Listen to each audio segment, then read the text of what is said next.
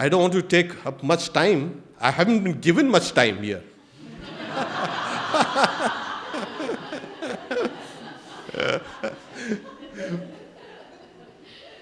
However, Usha did a remarkable good job in introducing Swami Medhananda, and I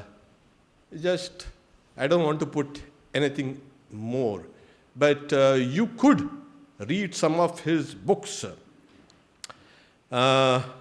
He is currently working on 2 book projects, an all-embracing oneness, Sri Aurobindo's Integral Advaita and the Legacy of Sri Ramakrishna, under contract with the Oxford University Press. And there's a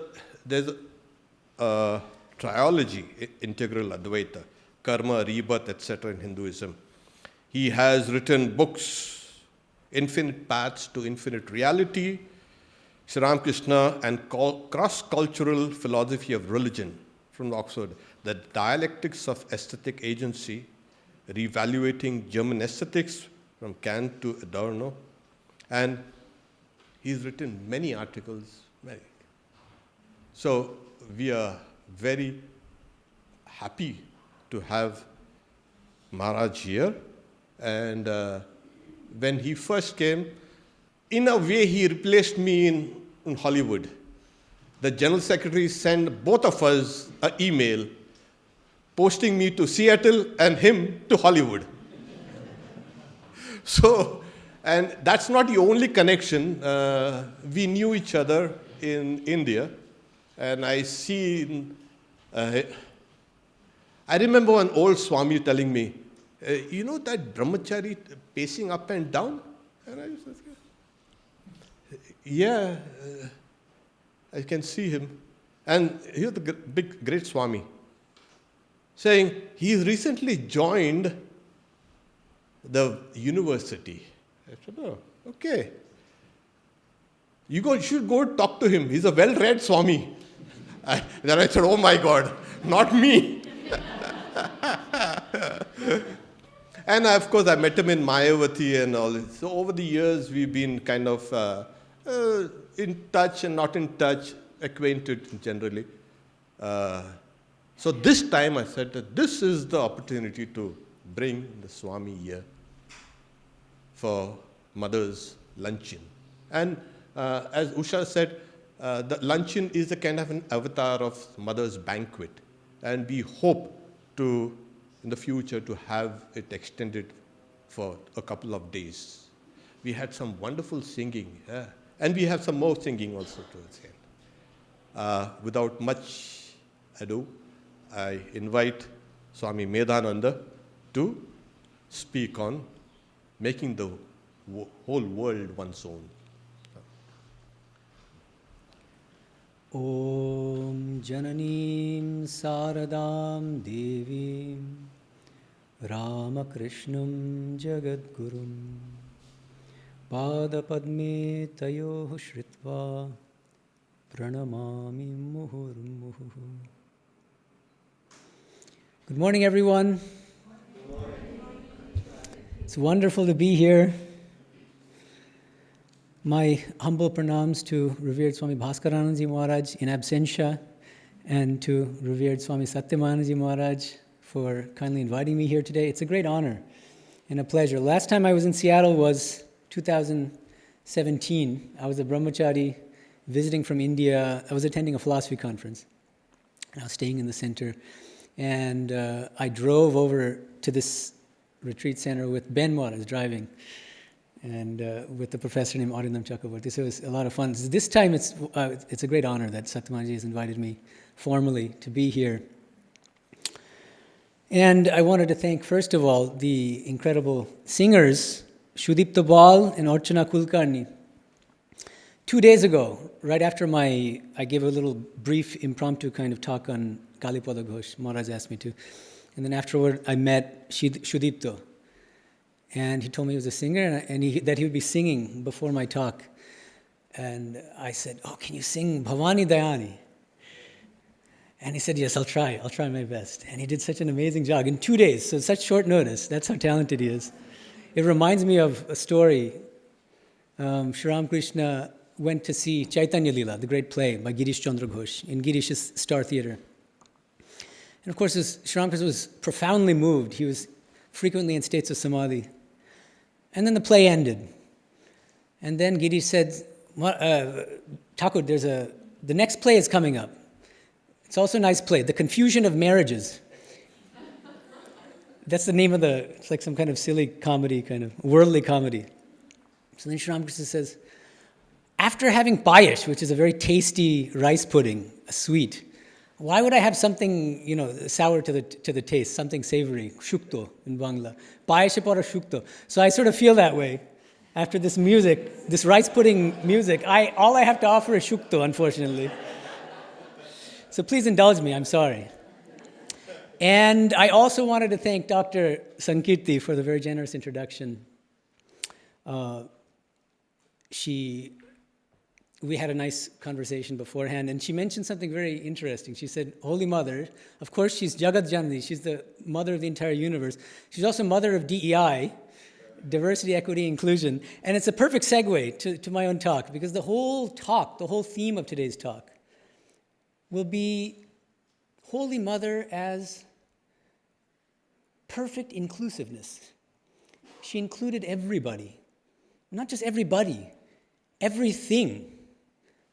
Jiva Jagat. Jiva means sentient beings, conscious beings, we'll see that. But this entire world of animate and inanimate beings. Also, Guru Purnima is coming up, and it's also important to recognize that Holy Mother was the greatest of gurus.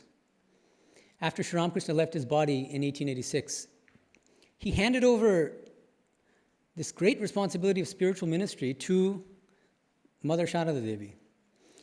And I think we often overlook the fact that there's this very strong feminist dimension to our tradition, the Ramakrishna Vivekananda tradition, the Holy Mother, that she was guru to many thousands of people as a woman, guiding both men and women. Monks themselves got initiated by her. This is almost unprecedented. And Sri Ramakrishna used to say that there are three kinds of doctor. We have Dr. Sankirti, many other doctors, I assume. He said there are three kinds of doctor.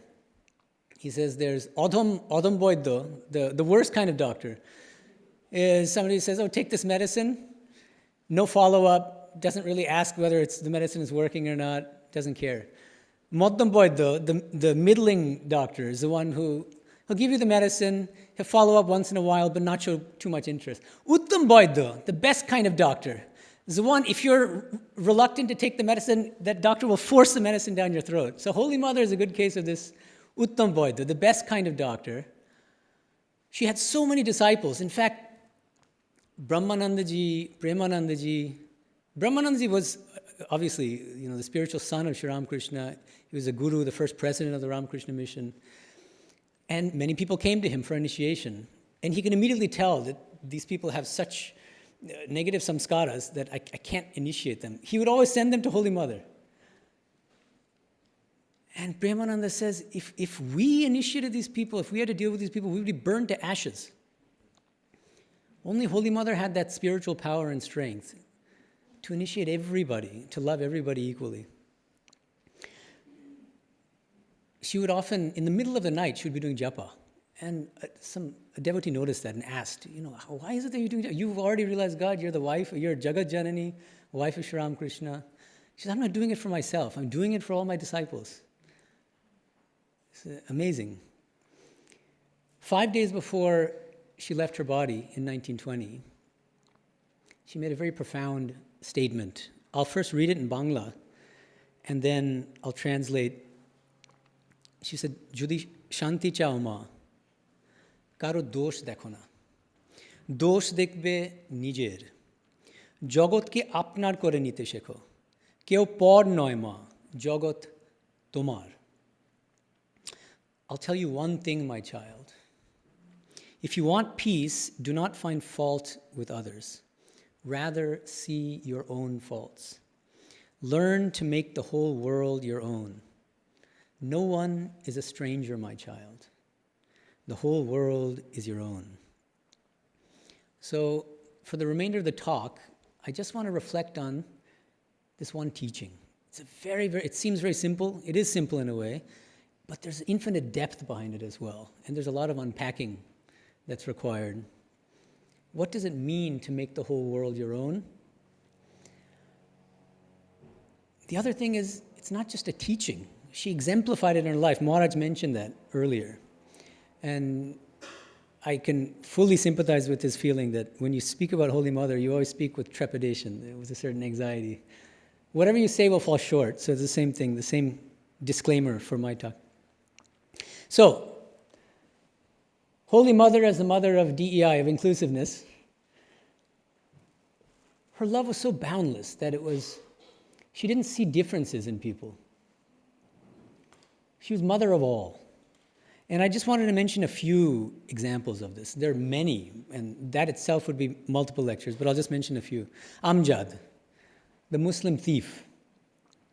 He came one day to offer bananas to Sri Ramakrishna.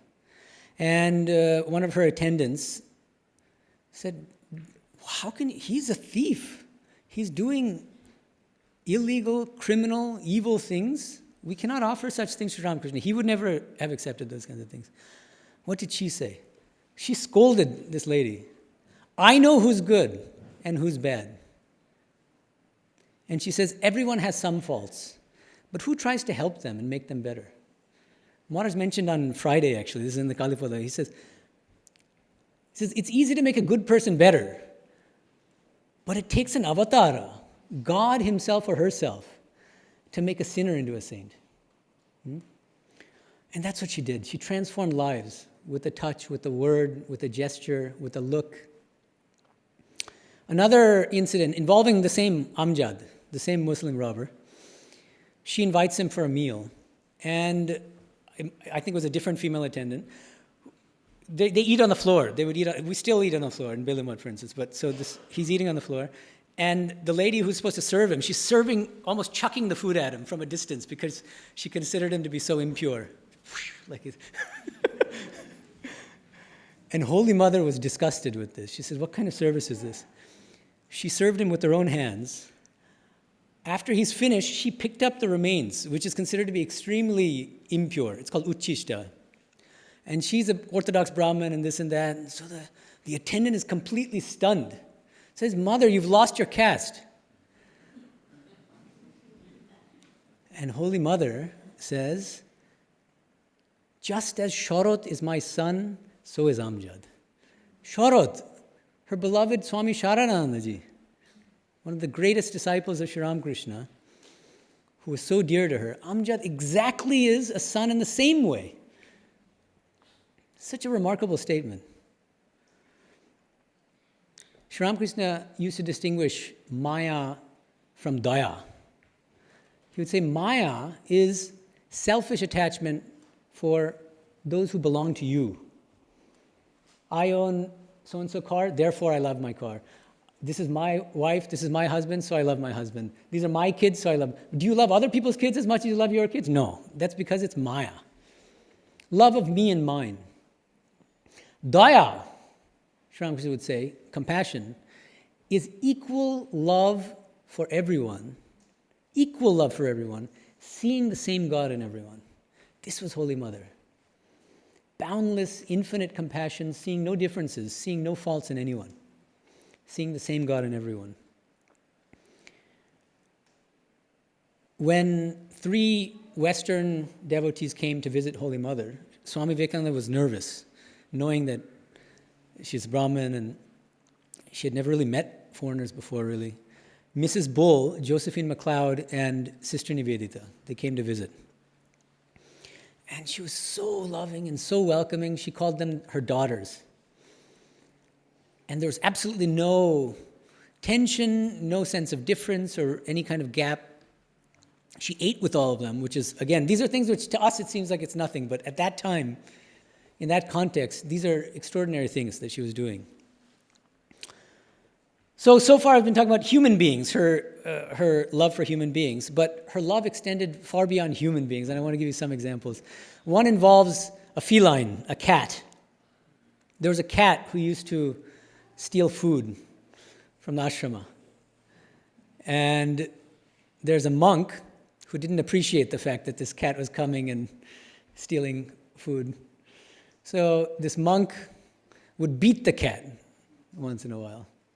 Holy Mother saw this and was extremely upset. And it's actually written in the description. Her face became black when she found out that he was beating the cat. And she said, see, that's the cat's dharma. Why? Because who will lovingly serve these cats food? Because we're not giving them food, they have to steal. They're forced to.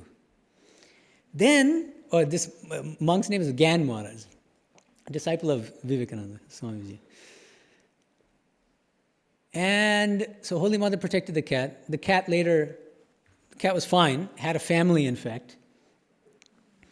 And then Holy Mother turned to Gyan Maharaj and said, look, don't beat the cats. I am in those cats, she said. I am in those cats. Just imagine, Holy Mother saying, I'm in those cats. Beating the cat is beating me. This is a horrifying idea, right? You never beat the cats again, of course. And even inanimate objects, remember I mentioned earlier, Jiva and Jagat, even insentient entities. Well, my favorite example involves a broom. There's an attendant who is sweeping a room with a broom. And in India, the broom it's not like with a long handle where you can stand and you kind of crouch and you do this, called a jharu. So or jhanta, both, using a broom to clean the room. And then after sweeping the room, that lady just tosses the broom to the corner of a room. Holy Mother notices that. And she says, ছুঁড়ে রাখতেও যতক্ষণ আস্তে ধীর হয়ে রাখতেও ততক্ষণ ছোট জিনিস বলে কি তুচ্ছবোধ করতে আছে যাকে রাখো সেই রাখে. So what she's saying is,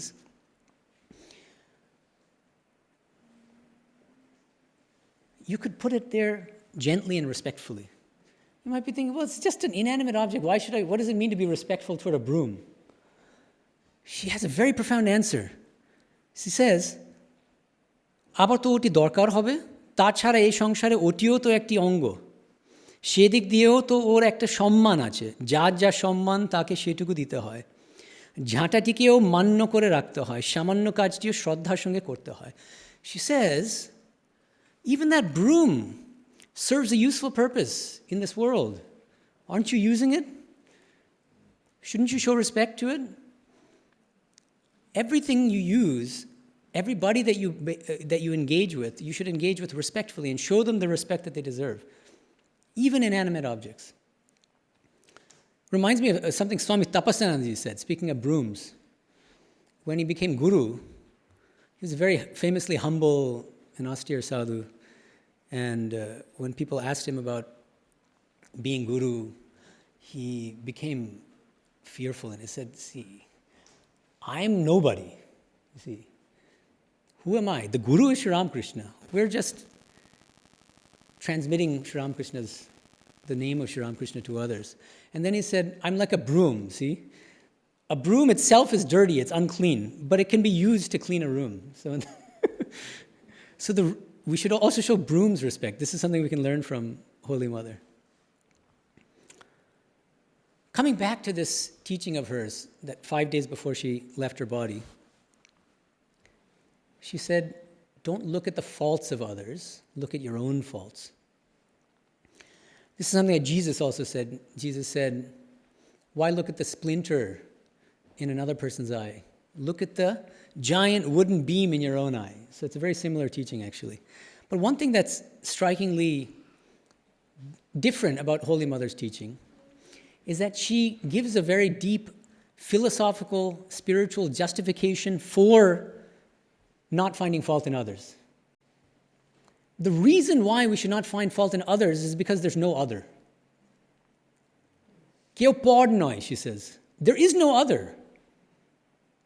Everybody is yourself in the form of God. There's nothing but God in this entire world.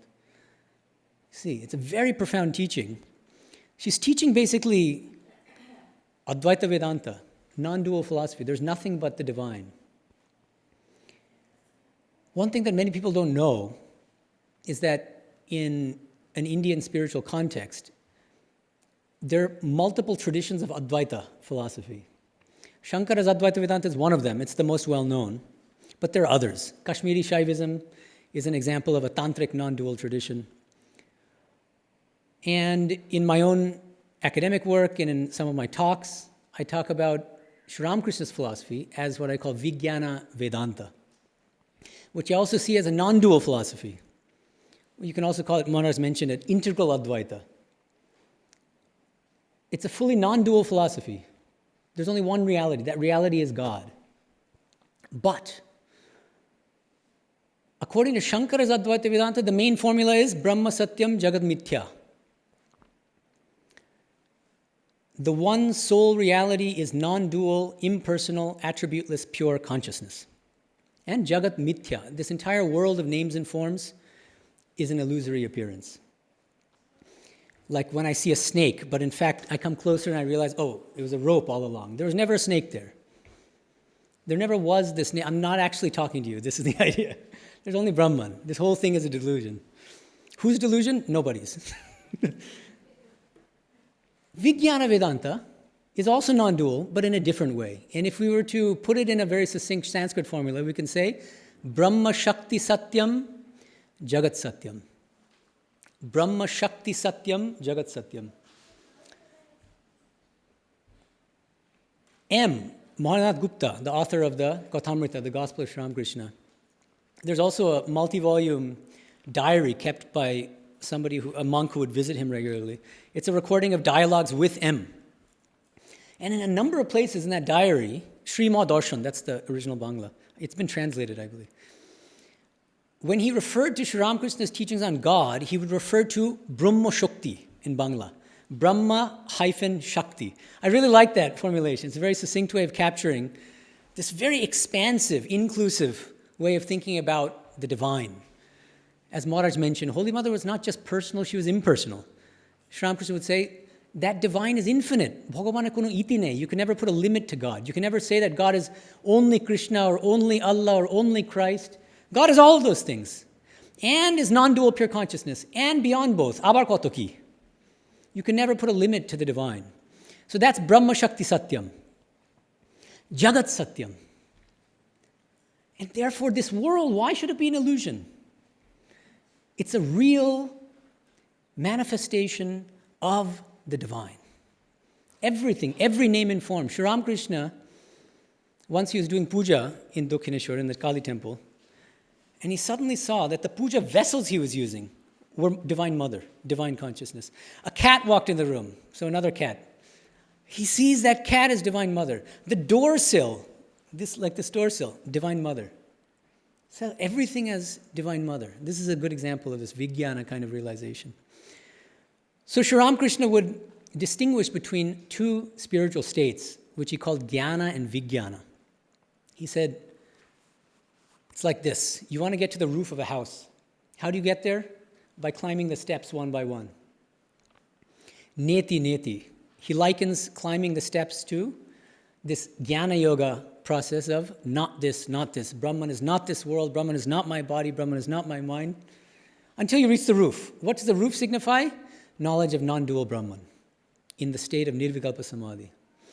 And for Shankara's school, that's the highest. It's the acme of spiritual experience. Sri Ramakrishna says, however, not just Sri Ramakrishna, in fact, his spiritual son, Brahmanandaji says, spiritual life begins with Nirvikalpa Samadhi. It's a very startling statement. It's a remarkable statement. How we should interpret that, Lord knows. But this helps, actually. Sri Ramakrishna says, Gyanat pore Bigyan. After Jnana comes Vijnana. So what is Vijnana? He says, this is the person who, after reaching the roof, realizes that the stairs are made of the same materials as the roof. Bricks, lime, and brick dust. He says the Vijnani realizes that reality which is Nirguna, non-dual Brahman, is also Shakti, Saguna. And that Brahman has become the 24 cosmic principles. This is what Holy Mother realized and lived every moment of her life. One thing that we don't give Holy Mother sufficient credit for is that she was a deep philosopher in her own right. I gave an entire talk on this in Sarvapriyanji Center, Holy Mother Sarada Devi as a philosopher. I'm going to just mention a few points, but one of them Sri Ramakrishna used to say, Shibgyane Jibe Shiva, which means you should serve others in a spirit of worship by seeing the divine in everyone. And this last teaching of Holy Mothers, I think exactly tallies with this. It's not just about not finding fault in others. It's about serving others lovingly by seeing God in everyone. And I'll give you an example. This is another statement she made. She very rarely, she was so shy and humble, she wouldn't talk about her own spiritual experiences, but there's a few gems where we get scattered in her in reminiscences of Holy Mother, where we find them. So one day she's speaking about one of her extraordinary spiritual realizations, which I would call the experience of Vijnana. She says, Ekbar dekhi ki ta jano, dekhi na Thakur shob hoy royechen. You know what I saw one day is that Sri Ramakrishna has become everything. Jedike dekhi shei dikei Thakur. Wherever I look, nothing but Sri Ramakrishna. Kanao Thakur, Khorao Thakur, Thakur chhara ar kyo nei. The deaf people, the crippled people I'm seeing on the street, Sri Ramakrishna. Tokhon bujhlum tari shrishti tini shob hoye royechen. This entire world is God's creation. Sri Ramakrishna has become absolutely everything in this entire world. Jeeb kono koshto pacche na, tiniই পাচ্ছেন. It's a wonderful statement. The poor people who are suffering that you see, there's so much suffering in the world. She's saying, I'm seeing Sri Ramakrishna suffering through each one of these people, through each one of these living beings. তাই তো যে এসে কেঁদে পড়ে তাকেই উদ্ধার করতে হয়, তাঁরই জিনিসে তাকেই করি. That's why whoever comes to me, I don't look at who they are, what their background is. I must help them. I must serve them. Shiva Gyane Jiva Seva. But notice again, it's because she saw Sri Ramakrishna in absolutely everyone and everything. The basis is this non-dual philosophy, this recognition that there's nothing but the divine. There are many other places where she says, makes similar statements. She says, in spiritual life, the acme of realization, she says, শেষে দেখে মা আমার জগৎ জুড়ে সব এক হয়ে দাঁড়ায়, এই তো সোজা কথাটা. At the summit of spiritual realization, what you realize is that Mother has become everything, she says. In another place, she says, তিনি জীব জগৎ সবই হয়েছেন বটে. This entire world, God has become all jivas, individual souls, and this entire world of inanimate objects. And then again, there's a place when she's speaking to Shwarajubala, a female devotee, and she's speaking about another one of her spiritual experiences. Again, I think this is very much like Vijnana. She says, aha, she anondo ki ar roj roj hoy ma. Do you get these kinds of spiritual experiences every day? And then she explains what kind of experience it was. She says, shob shotti, kichu mittha noy ma, uni shob. Everything is true. Everything is real. This world is not unreal. God is everything in this entire world. Uni prakriti, uni purush. Sri Ramakrishna is prakriti. That same Sri Ramakrishna is purusha. Prakriti and purusha are terms that come from Sankhya philosophy, and they were imported into Vedanta as well. Prakriti is this world of insentient entities. Purusha is conscious entities. Everything is God.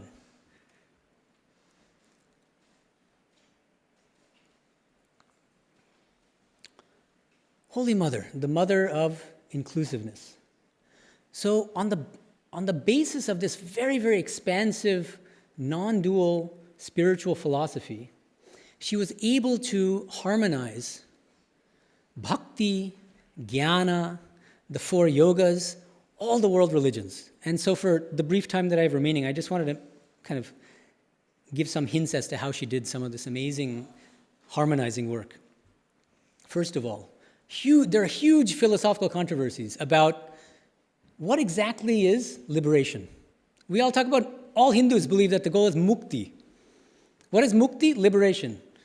Liberation from what? Rebirth. Easy. Everybody agrees with that. But that's a negative definition of liberation, right? You're being freed from something that's not good, which is having to come back again and again because of our karma. But describe liberation positively. And then different schools of Vedanta have been arguing for centuries about this. Bhakti schools, Ramanuja's Vishtadvaita, Vaishnavism. There are many bhakti schools. How do they define this final state of liberation, this highest state? They say it's dwelling in an eternal loka, heaven, with your beloved personal God, lovingly worshiping and serving your personal God as your ishta. So, of course, there will be different heavens for different kinds of bhaktas. There can be a Christian heaven, there will be a Muslim heaven, there will be a Vaishnava heaven with Krishna. For Shaktas, there will be a heaven with Kali. Wonderful, right? But followers of Shankara say this cannot be the highest goal. In the highest state of liberation, there's no coming and going. There's no such thing as an eternal heaven. There's a temporary heaven, like a Best Western. You stay there for some time. Eventually, you can't stay there, though. Tough luck. The highest liberation is merging your individuality in non-dual, pure consciousness, nothing less. Sri Ramakrishna, in his inimitable way, he had this incredible way of putting things. He just, in one word, he said, the ideal for bhaktas is eating sugar. The ideal for jnanis is becoming sugar. And as I said, for millennia, philosophers have been debating which one is higher. Eating sugar? I want to eat sugar. No, becoming sugar is better. They've been going on. Sri Ramakrishna says both are equally valuable and both are equally true. There's no higher and lower. It's a matter of preference. How do we know this? May 23rd, 1885. This is recorded in the Gospel of Sri Ramakrishna. Mohima Chakraborty, who is a follower of Shankara's Advaita Vedanta philosophy, says, I have a question to ask, sir. He's a very learned kind of type of devotee. A bhakta needs nirvana sometime or other, doesn't he? Bhakto erak kale to nirvan chai. He's a Shankarite. He's trying to get Sri Ramakrishna to agree with Shankara's position, which is that even bhaktas ultimately have to be forced, if necessary, to become sugar. They'll get cavities if they keep eating sugar too much, What does Sri Ramakrishna say? It cannot be said that bhaktas need nirvana. It cannot be said that bhaktas need nirvana. There is a state in which the eternal Krishna is with his eternal bhaktas. Nitto Krishna ta nitto bhakto. Krishna is consciousness embodied, and his abode also is consciousness embodied. Chinmoy Sham, Chinmoy Dham. Krishna is eternal, and the bhaktas also are eternal. Nitto Krishna, nitto bhakto. He's saying, don't be fanatical. Don't be one-sided. It's wonderful that you believe in Advaita Vedanta, great, but don't put down other philosophies, other religions, standing on the height of Mount Everest, saying, you guys are good, but eventually you'll come up to my level. It's patronizing, it's condescending. Why do I bring this up? There's a very interesting incident in the Holy Mother's life, when Umesh Babu, a householder devotee, asks Holy Mother a question very similar to Mohima Chakraborty's. He says, Oneke to nirvan mukti chai na, tader ki hobe. There are many bhaktas, people who are devotionally oriented, who don't want nirvana. This is not the Buddhist nirvana. This is the Advaitic nirvana of merging the individuality in, like the jiva, in non-dual pure consciousness, like the salt doll. Sri Ramakrishna would say, Nunar Putul. A salt doll goes to measure the depth of the ocean. The moment it sets foot in the ocean, what happens? It melts into the ocean. So that's becoming sugar. That's nirvana. That's what nirvana means. So that's the question. Some people don't want nirvana. It's frightening to them. What happens to them? This is Holy Mother's response. Shunonai nitto Krishna nitto bhakto. She's using the same language as Sri Ramakrishna. Haven't you heard of this eternal Krishna and his eternal bhaktas? Shebhabe tara thakbe. Those people who don't want nirvana will stay like that in the state of liberation. Then she says, Tomader bhoy ki, tomader jonne Thakur Shri Ramakrishna lok toiri korechen.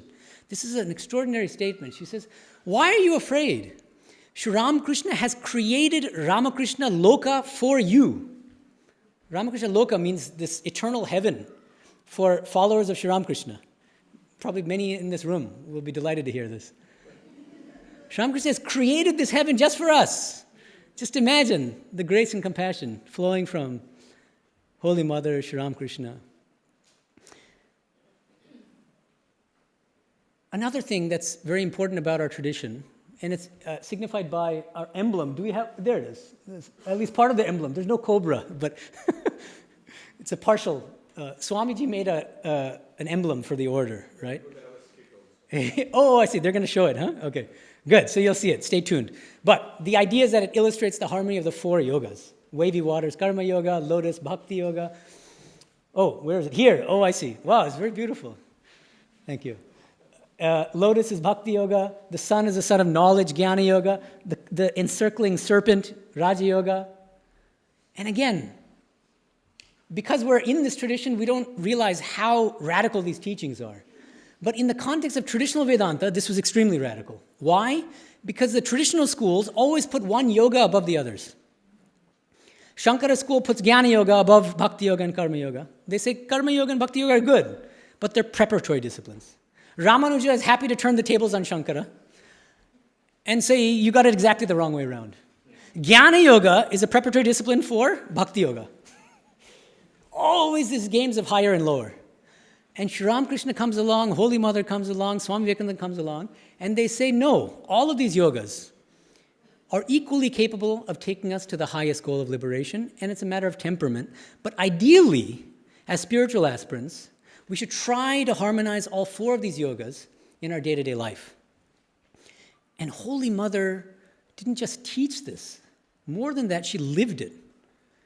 It's so extraordinary. Externally, this is part of the reason why even some of the great monks didn't recognize her greatness. Maharaj mentioned that Vigyan Maharaj was reluctant to even do a proper pranam to her.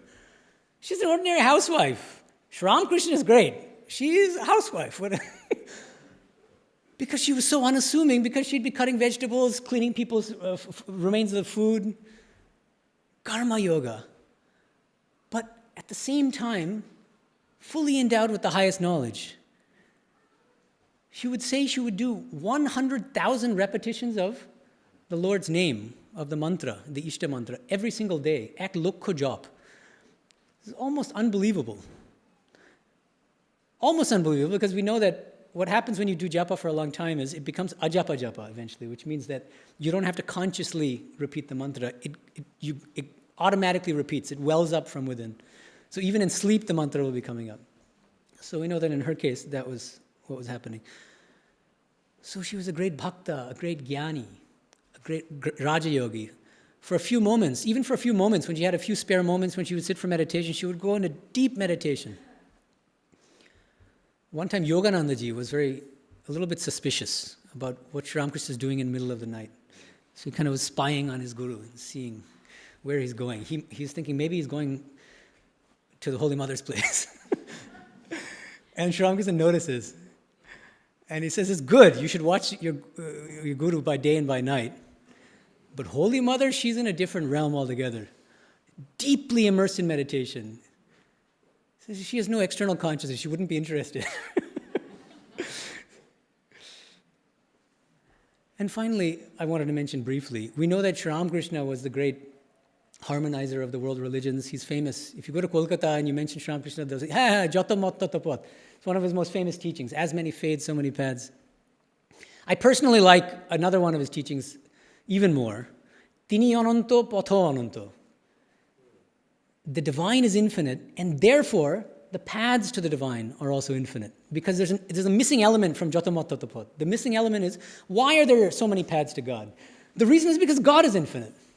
It's because God is infinite that there are infinite paths to God. That's why I called my book on Sri Ramakrishna Infinite Paths to Infinite Reality. Anyway, but Sri Ramakrishna, Holy Mother, she also taught the harmony of religions using an entirely new metaphor. And I wanted to share that with you. She says, Brahma shokol bostute achen, tobe ki jano, sadhu purushera shob ashen manushke pot dekhate, ek jone ek rokomer bol bolen. পথ অনেক সেজন্য তাদের সকলের কথাই সত্য। I'll finish reading the Bangla, then I'll explain. যেমন একটা গাছে সাদা, কালো, লাল নানা রকমের পাখি এসে বসে হরেক রকমের বোল বলছে। শুনতে ভিন্ন ভিন্ন হলেও সকলগুলিকে আমরা পাখির বোল বলি। একটাই পাখির বোল আর অন্যগুলো পাখির বোল নয়, এরূপ বলি না। Brahman is in all things and all creatures. But great realized souls give different teachings to different people. Since there are many paths to the same goal, all of their teachings are true. Imagine, for instance, that there's a tree with birds of different colors, white, black, red, And they are all chirping in different ways.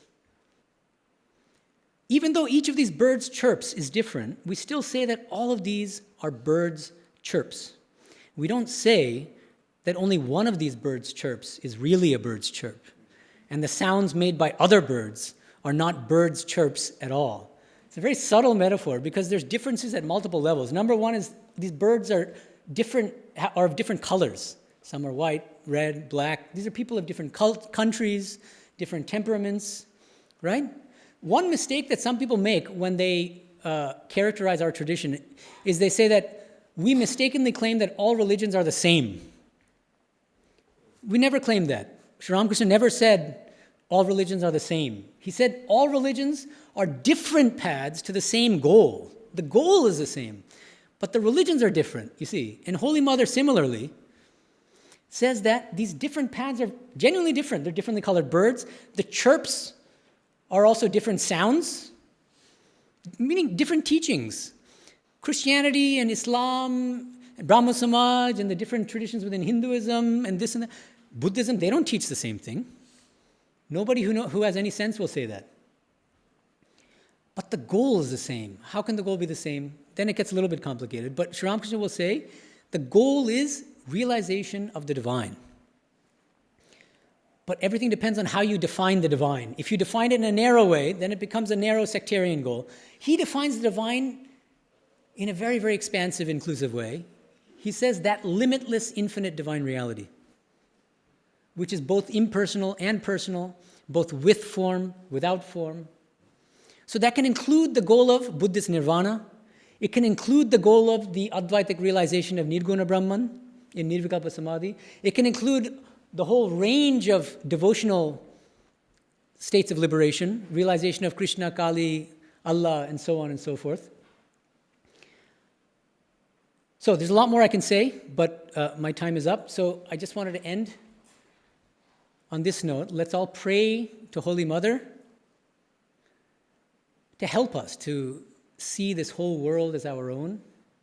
How do we do that? By trying to see God in everyone and serving everyone in a spirit of worship. By trying our best, even though it's difficult, not to find fault in others. And by trying on a day-to-day basis, even on a moment-to-moment basis, to the best of our ability to harmonize the 4 yogas in our daily life. Thank you.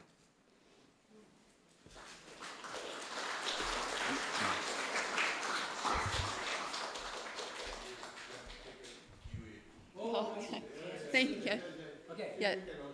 Yeah. Thank you so much, Swami. And yes, we are going to do Q&As now. Daniel, are you going to walk around? Yeah. So that everyone can hear your questions, Daniel's going to come around. Would you prefer to identify the person, or just whoever Daniel makes eye contact with is up next? How about raise your hand and then I'll just... Raise your hand. Okay. Very good. Yeah. So just wait. Maybe give your name. And then Swami will take care of it. Yeah. Good news is we do want to keep on track. We will wrap it up, but there's going to be a second shorter opportunity for a Q&A while we set up for the Mother's Children's Play. Yeah, thanks. So, questions? Anyone? You're all struck dumb. Okay, there we go. Okay, second row. Could you tell me your name first? Hi, Raka. Yeah, Yes, okay. thank you. Yeah. Thank you so much. Thank you. Beautiful, beautiful talk. When you were comparing the Brahma Shatya Jagat Mitha to Shankara's. right, exactly, to Brahma Shakti Shatya Brahma Shakti Satyam Jagat Satyam. Correct. Yeah. Is not the meaning of Shankara saying that the world is not real, is just the world as we perceive it is not real. But the meaning to me is actually the same. I've gotten this a lot, actually, yeah. The problem is, Right. a lot of people who The say that focus is haven't more- read Shankara. So the first thing I do is recommend that people actually read his commentaries, ideally in Sanskrit, but if not, then read Gambhiranji's English translations. And what you'll find is, I'll just give you an example. In his commentary on the Brahma Sutra, he mentions the famous Chandogya Upanishad mantra, Sarvam Khalvidam Brahma, everything is Brahman. He says, of course, everything is Brahman. In what sense? Prapancha pravilapanatham. In order to dissolve this prapancha, this entire world of names and forms, That's the purpose of this Upanishadic statement. So the key question here is, what is the status of names and forms, nama, rupa? When Sri Ramakrishna is doing puja, and he sees the puja vessels as divine consciousness, what does that mean? When he sees the cat as divine consciousness, what does it mean? Shankara will say, yes, I agree, right? That seems to be the idea. The key difference is, Shankara will say, subtract names and forms from everything, what's left is Brahman. Sri Ramakrishna will say, you don't need to subtract anything.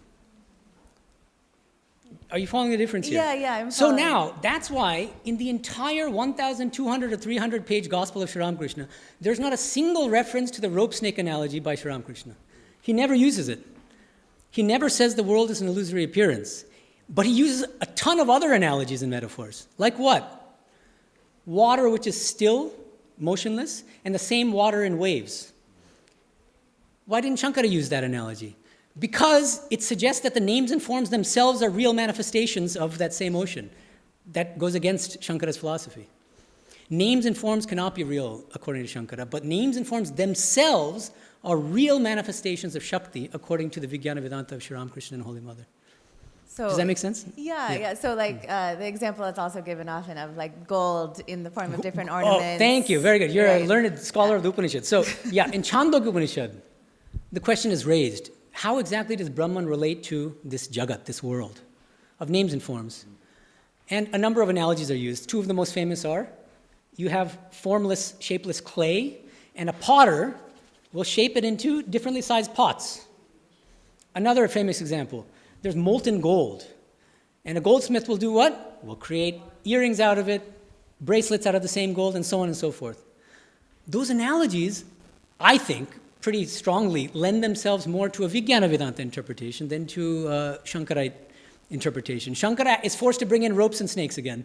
But it's very hard, when you think about golden ornaments, does it make sense to say that the golden bracelet is an illusory appearance of the molten gold? Or that this clay pot is an illusory appearance of the clay? It's a real manifestation of the clay. That's the difference between Vijnana Vedanta and Sri Ramakrishna and Shankara's Advaita Vedanta. In my view. Think about it more, yeah. Thank you. Other questions? Yeah, there's one just behind her. Thank you for the talk. My name is Vikram. Could you tell me your name? Sorry? Vikram. Vikram. I guess in this sort of alternate view or opposing view that you're saying, would you say there's an order of operations in order to get to that kind of all-inclusive view? Yeah.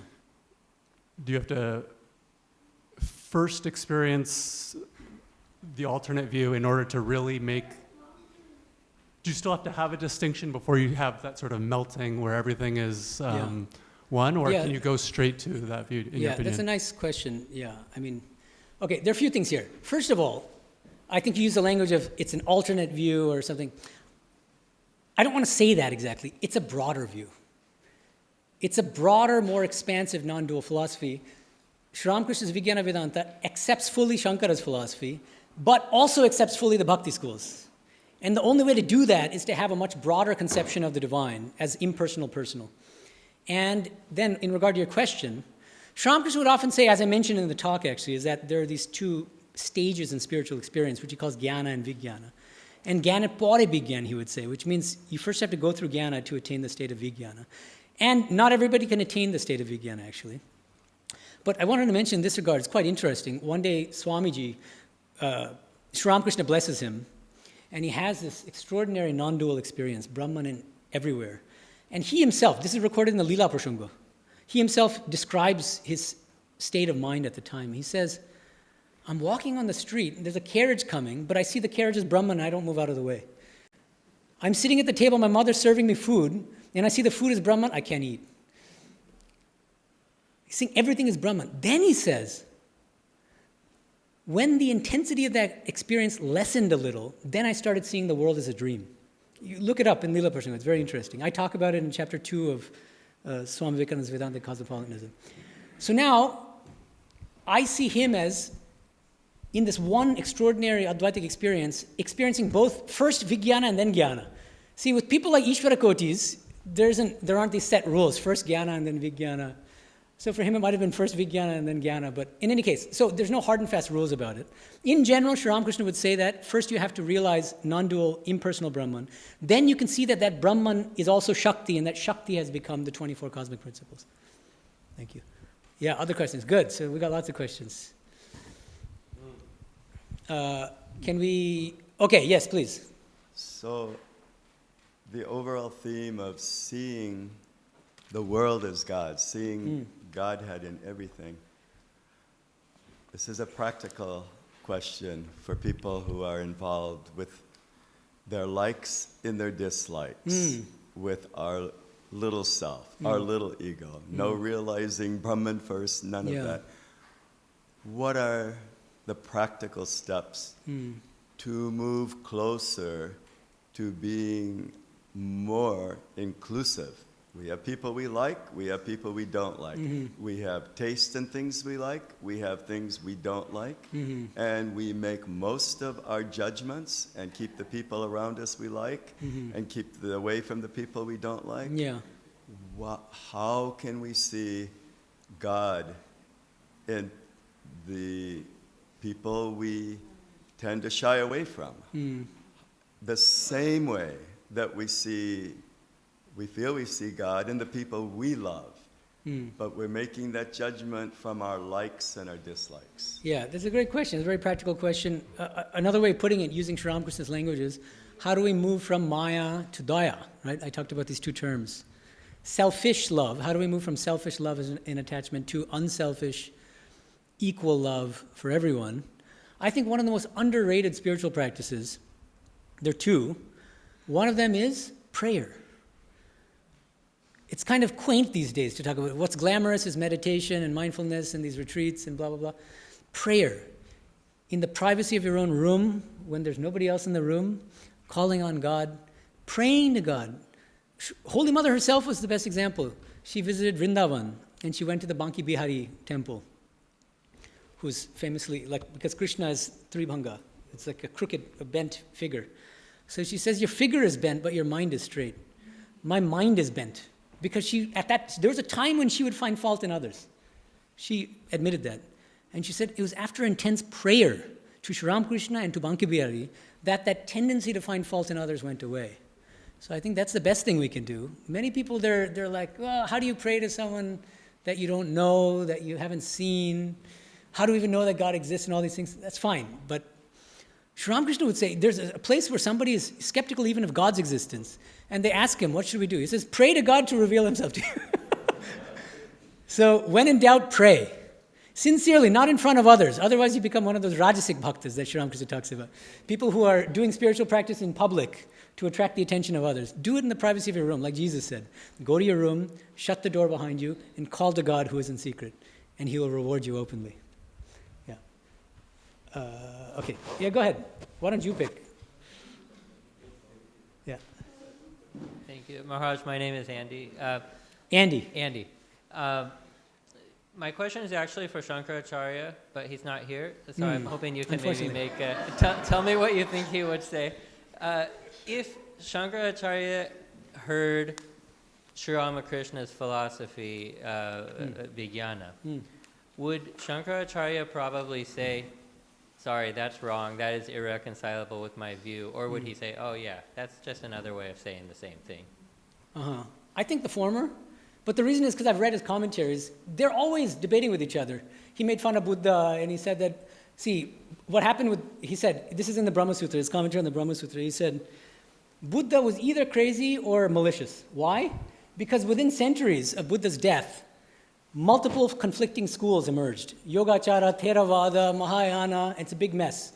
And they're all conflicting with each other, all claiming to find their source in Buddha's teachings, the Tipitaka. So they're all, Ramanuja makes fun of Shankara, and the worst insult lobbed against Shankarites is that they're crypto-Buddhists, Prachanda Bodhas, and Mayavadins and this and that. And so name-calling was part of that kind of culture of debate. There was no violence, fortunately, but verbal name-calling was very common. And the point is, he was trying to establish a philosophical school. You have to remember the context here. So yes, obviously he had to distinguish his school from the other schools. That's why in his commentary on the Brihadaranyaka Upanishad, In fact, there's an ancient school of Vedanta which preceded Advaita Vedanta called Bheda Bheda Vedanta, the school of difference and non-difference. And one of the main exponents was Bhartri Prapancha. And Shankara names him in his commentary on the Brihadaranyaka Upanishad. And Bhartri Prapancha uses the same metaphor that Sri Ramakrishna uses. Still water and water in motion. And Shankara says this analogy is wrong because it implies that names and forms are real. So he's very clear. I mean, if you just study the commentaries rather than just people who just listen to Bhaja Govindam or read Vivekachudamani, but read his commentaries on the Brahma Sutra, on the Upanishads, and the Bhagavad Gita, then you'll understand what Shankara actually taught. Yeah, thank you. Thank you so much for that candid and direct answer. Thank you. Yeah. Following up on what Andy was talking about, would it be accurate to say that the Vijnana philosophy of Ramakrishna not only is dissimilar to Shankara's view, but actually more similar to Abhinava Gupta's Spanda philosophy? Mm-hmm. It's a nice question. You know, Sarvapriyanji is fond of mentioning something that Aurindam Chakraborty says. When I came here in 2017, I came in the same car. Ben Waters was driving, and Aurindam Chakraborty was in the car. He's a very prominent scholar of Indian philosophy. He would tell Sarvapriyanji, if you want to understand Sri Ramakrishna's teachings, better to study Abhinava Gupta and Kashmiri Shaivism than to study Shankara. So I agree with him that if Sri Ramakrishna's philosophy comes closer to Kashmiri Shaivism than to Shankara's Advaita, but even Kashmiri Shaivism has its sectarian tendencies. If you look at the text, Pratyabhijnaridayam and other ones, what you'll find is that they're still higher and lower. Ours is the highest, those other people are lower. All of these schools are playing the same game of higher and lower. Sri Ramakrishna says, stop all this. So yes, what are the similarities with Kashmiri Shaivism? Sri Ramakrishna accepts the equal reality of non-dual Brahman and Shakti. Shiva, Shakti, and Tantra, that's clear. And Shankara doesn't. Again, look at his commentary on Brahma Sutra. He explicitly says Ishvara, the personal God, is illusory. It's a product of illusory adjuncts, limiting adjuncts. When you attain knowledge of Brahman, those upadhis disappear. There's just non-dual pure consciousness. There's no Ishvara. Ishvaratva itself is an upadhi. It's a limiting adjunct. But Sri Ramakrishna would say Brahma Shakti Abhed. Brahman and Shakti are inseparable. Like Ugniyartha Dahika Shakti, like fire and its power to burn, like a snake when it's coiled up and the same snake when it's wriggling around. These are fundamental differences. But the key is, Sri Ramakrishna's Vijnana Vedanta is a harmonizing philosophy. In order to harmonize all the conflicting schools, philosophies, traditions, you have to be broader than all of them. So it's not about being different, it's about being broader, including inclusiveness. That's the idea. It includes all of these philosophies, but harmonizes them in a very logical way by having a very expansive conception of ultimate reality. Yeah, thank you. Wow, lots of questions. Good. So why don't you, who has the mic? So just you. I'm leaving it up to you. But don't exclude anyone. Include everyone, as Holy Mother did. Hello. Pranam Swamiji. My name is Kunal. Kunal. Yeah. My question is, how do we reconcile the fact that Shankaracharya wrote Saundarya Lahari, but was also teaching the highest principle of Advaita Vedanta? Like, there's like poles apart, or like completely opposite. Yeah, it's tricky. The thing is, it's very difficult to say which texts Shankara actually composed. Some texts are traditionally ascribed to Shankara. They may or may not have been composed by him. We don't know. I mean, there was no video camera at the time.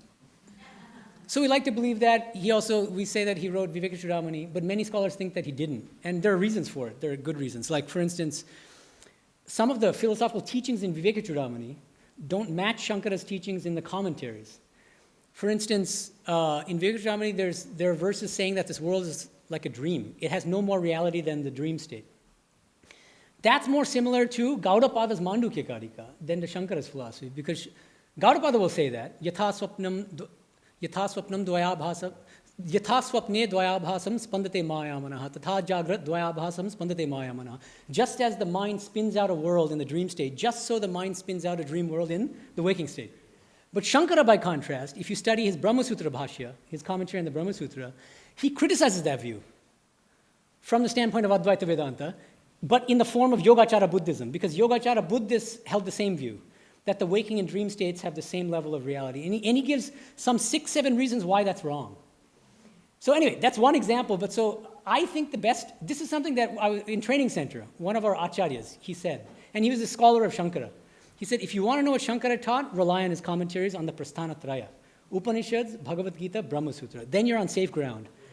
And scholars also accept Upadesha Sahasri. Other than that, we don't know.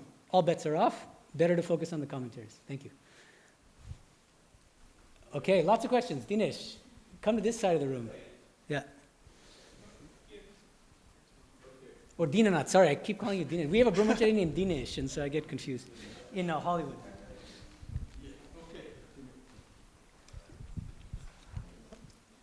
Pranams Maharaj, my name is Rahul. Ram. Rahul. Ramba. Rahul. Rahul. Okay, now I get it. Okay. My question is, in the talk you mentioned about the Holy Mother saying divine in all. So my question is, how do we practice seeing the divine in all? Yeah, I think it's similar to Maharaj's question, but one simple way is Shiva Jnana Jiva Seva, as I mentioned in the talk. Serve others in a spirit of worship. Serve others in the spirit of worship. Pray. If you're having difficulty seeing, it's easy to find God in people you love. Much more difficult to find God in people that you have an aversion to, as Maharaj mentioned, if you dislike the person or the thing. So that's why prayer is helpful. Yeah, but Maharaj, yeah, good. Oh, other questions? Bagh Narayan. Tiger Narayan, God is also in the tiger, but you have to sleep from a distance. Yeah. Yeah. Hello, I'm Lee. So I'm curious if reality is truly non-dual and everything is a version of God. Or, manifestation, I think. Yeah, manifestation, better word. Then truly, is there no bad, no evil in this world? From the highest standpoint. There's only God. Sri Ramakrishna, there's an incident about this. He saw a butterfly, which was wounded. There was a splinter in its wing. And he felt terrible anguish, feeling this deep empathy for the butterfly. And thinking to himself, what cruel boy must have inflicted this pain out of some sadistic joy by sticking this splinter into this poor creature. In the next moment, Sri Ramakrishna starts laughing uncontrollably. Ha ha ha. He goes in a very high spiritual state, which I would call vijnana. And he says, wait, now I see Divine Mother's playing in the form of the butterfly, in the form of the splinter, in the form of the boy inflicting the pain on the butterfly. So who's to blame and who's to praise? That's the highest standpoint. Let's not mix standpoints. That's the thing. We have to be careful about that. Yeah, at this level there is. Yeah. That's an important caveat. But when you come to non-duality, everything is. Yeah. Yeah. Yeah. Don't skip steps in spirituality.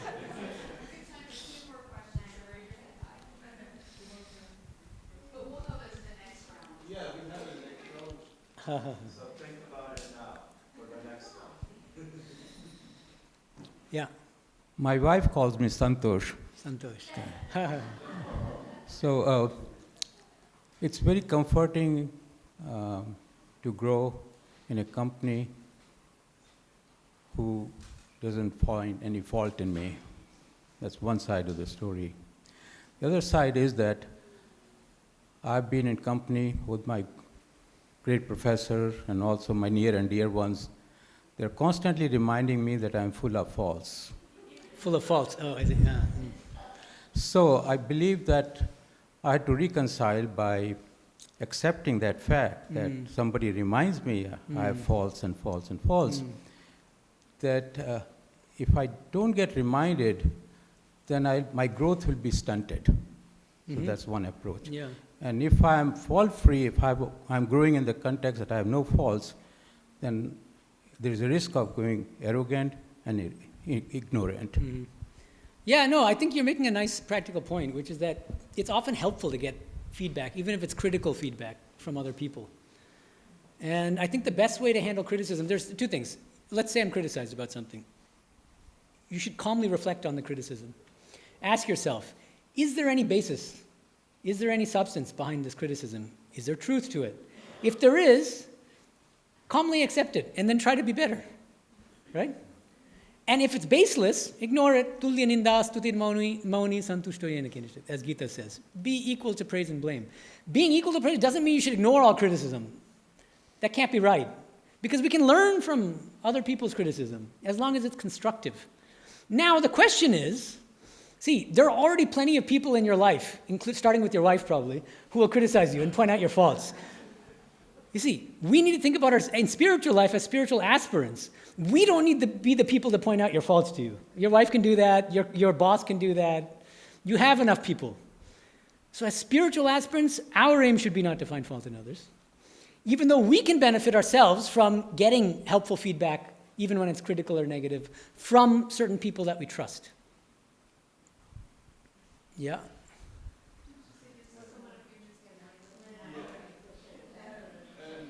We are all going towards perfection. You want to hey, Dinanath, give the mic to Maharaj first. He just wants to add something. Oh.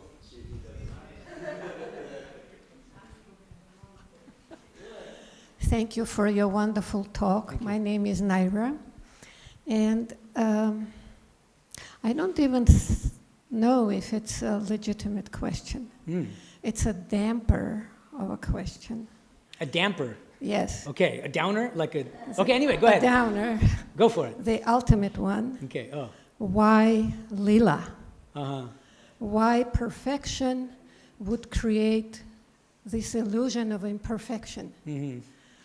Why something beyond bliss, beyond happiness, beyond suffering would create that? Mm-hmm. Yeah, no, it's a very deep question.